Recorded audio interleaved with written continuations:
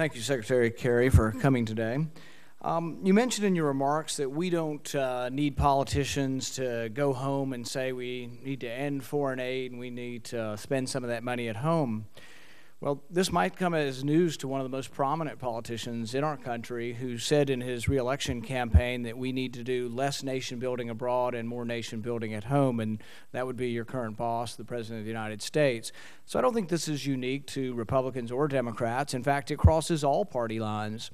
It's not me going home and creating an atmosphere where people are doubtful of foreign aid. It's that 80 to 90% of people are doubtful. We have 2 bridges in my state that are over 50 years old. The president came and I flew down with him to talk about rebuilding them. I'm in favor of replacing bridges and rebuilding our infrastructure. But at the same time, we seem to not have enough money to keep the doors open around here, not enough money to keep the touring of the White House open. This administration sent an extra $250 million to Egypt. Many of us find that offensive. We can't even run the basic functions of government, and yet we send an extra $250 million in addition to the $2 billion we already send over there. So many of us are offended by this. The question I have for you is, the Mubarak family is said to be worth more than $10 billion. Most people say that a lot of that money came from our foreign aid. Mobutu ruled for many, many years in Central Africa. He was said to be worth millions upon millions, if not billions of dollars. His wife was called Gucci Mobutu. She was famous for going to Paris and shopping for shoes with a Louis Vuitton bag full of $500,000 in cash to $1 million in cash. That money was looted from the American Treasury. There is all kinds of examples of theft and kleptocracy. There's examples of our foreign aid being used to buy tear gas in Egypt, used to spray on the Egyptian people. So I don't think it even buys the goodwill of the people, because often it's stolen by their leaders who are unpopular in their country. So I think it's often counterproductive. But I think we're missing the boat here if you think that we're stoking the fires and that the people don't already believe this. This is something that is already in the psyche of the people. People are upset about it, would rather spend money at home. But I'd like your comments on the president's position, but also on the idea of that a lot of foreign aid has been stolen by these leaders. Well, Senator, I think there's a difference between, some of the nation building that we've seen sometimes engaged in and good foreign aid programs that don't rise to the level necessarily of sort of nation building. But that's a quibbling probably, and we'll wind up arguing about the smaller issue rather than the larger one here. So let me try to frame it this way. Has some money been stolen? Absolutely. But by the largest measure possible today, because of reforms that have been put in place, because of new accountability systems, because of the way aid is given now, because of something like the Millennium Challenge Corporation standards that are applied to investment and other kinds of things, the money, a lot of it doesn't go to governments anymore directly.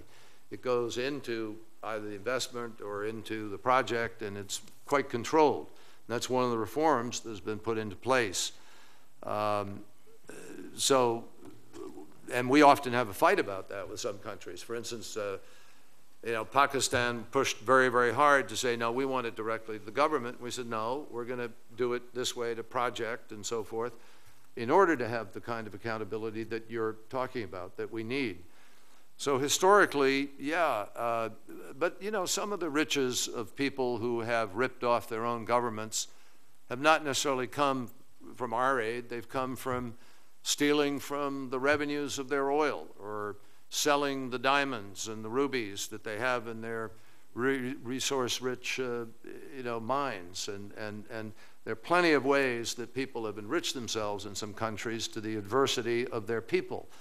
That's something we fight. I mean, that is also part of what our foreign policy and investments try to change, is installing rule of law, is trying to help with a justice system, create accountability for those things. But nevertheless, we kept sending money to Mobutu for years and Mubarak for years, despite evidence that they were stealing it. I didn't make that decision, and I'll certainly review any program that we're engaged in now, and if you have any information about something we're doing now that somebody's stealing, let me know immediately. But let me just come back to one thing about this. You know, all of this that we do, Senator Paul, is 1 penny on the dollar. And if you look, I mean, I can go through a long list of things that we invest in that provide a return on our investment. I'll give you an example. We have stopped countless plots against our country, which had the FBI not cooperated and had the CIA and other entities not been creating some of the programs we had, and had we not worked with the justice systems and had Interpol and the other things that we work with, we never would have done. Americans would have died, and they would have been blown up. And but for the discovery of the Christmas bomber or the other people, which came through these kinds of efforts, we made our country safer. So I have to tell you, for the penny on the dollar, I'll still make this argument anywhere, even though, yes, occasionally something gets abused, just as it gets abused in some parts of almost every government. One quick question. Yesterday, the chairman of Joint Chiefs of Staff, General Martin Dempsey, stated that he was no longer sure that the United States could clearly identify the right people in Syria. I'm quite concerned with this and quite concerned about arming elements of radical jihad that ultimately will come back to be our enemies or enemies of Israel. My question is that there's a million Christians in Syria. I don't think they've quite decided which side they're on. 250,000 of those Christians came from Iraq because they weren't too happy with the government that's been installed in Iraq after we win the war. So the question is, you win the war and radical Islam takes over in Syria, or you give weapons to these groups. You have your own Joint Chiefs of Staff saying he's not sure he knows who the right guys are and who to arm. I really think we ought to be careful about getting involved in the civil war. Well, Senator, your warning is a legitimate one, and we are being careful, which is why the President has not yet decided whether or not, which is why the President has not given lethal aid. He has given non-lethal aid. But the President is correct, I believe, in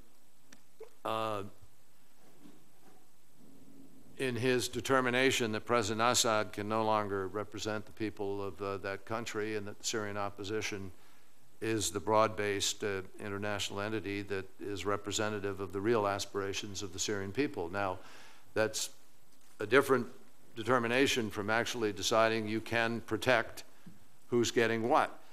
I've had conversations with General Dempsey, obviously, and I read his quote, and I saw what he said. I think he really said, we're not certain we can do that yet, but we have to make certain, or we have to be sure. And that's exactly what we do have to do, and that's exactly what we're engaged in. That's why I have this meeting that I'm going to in Istanbul on the weekend. And a lot of discussion is taking place to be certain of that determination. I think what he's really saying is be sure before you make the decision, and he's right, and that's what we're trying to do. Thank you.